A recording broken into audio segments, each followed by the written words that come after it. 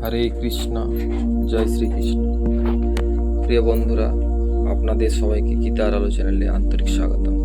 আজ আমরা আলোচনা করব শ্রীমদ্ ভগবদ গীতার প্রথম অধ্যায়ের 11 শ্লোক। আগের শ্লোকে দুর্যোধন তার সেনাবাহিনীর শক্তির কথা বলেছিলেন, কিন্তু এই শ্লোকে তিনি একটি গুরুত্বপূর্ণ নির্দেশ দেন যা তার মনের অবস্থা প্রকাশ করে। প্রথমে শ্লোকটি শুনে নিই। অয়নেষু চ সর্বেষু যথা ভাগম উপস্থিতা ভীষ্মেবাভিরক্ষন্তু ভবন্তু সর্বৈবহি। দুর্যোধন বললেন, আপনারা প্রত্যেকে নিজ নিজ অবস্থানে থেকে সর্বত্রভাবে পিতামহ ভীষ্মকে রক্ষা করুন।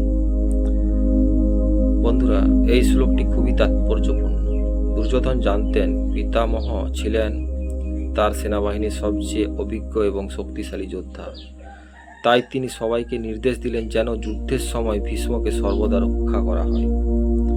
এখানে একটি বিষয় লক্ষণীয়। কিছু আচার্য মনে করেন দুর্যোধনের এই নির্দেশের মধ্যে তার উদ্বেগ প্রকাশ পায়। তিনি বুঝতে পেরেছিলেন যে ভীষ্ম যদি যুদ্ধক্ষেত্রে দুর্বল হয়ে পড়েন তাহলে কৌরব সেনারও মনোবল ভেঙে যেতে পারে।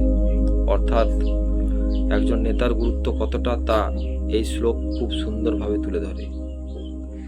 একটি প্রতিষ্ঠানের পরিবারের বা দলের অভিজ্ঞ ও সৎ মানুষদের সম্মান করা এবং তাদের পাশে থাকা অত্যন্ত গুরুত্বপূর্ণ।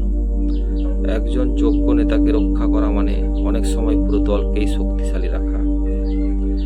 আজকের আলোচনা যদি আপনার ভালো লেগে থাকে তাহলে একটি লাইক করুন, কমেন্ট করুন এবং গীতার আলো চ্যানেলটি সাবস্ক্রাইব করে আমাদের সঙ্গে থাকুন। পরের ভিডিওতে আমরা আলোচনা করব প্রথম অধ্যায় 12 শ্লোক, যেখানে ভীষ্ম পিতামহ তার সিংহনাদের মতো শঙ্খধ্বনি দিয়ে যুদ্ধের সূচনা করেন। হরে কৃষ্ণ, জয় শ্রীকৃষ্ণ, রাধে রাধে।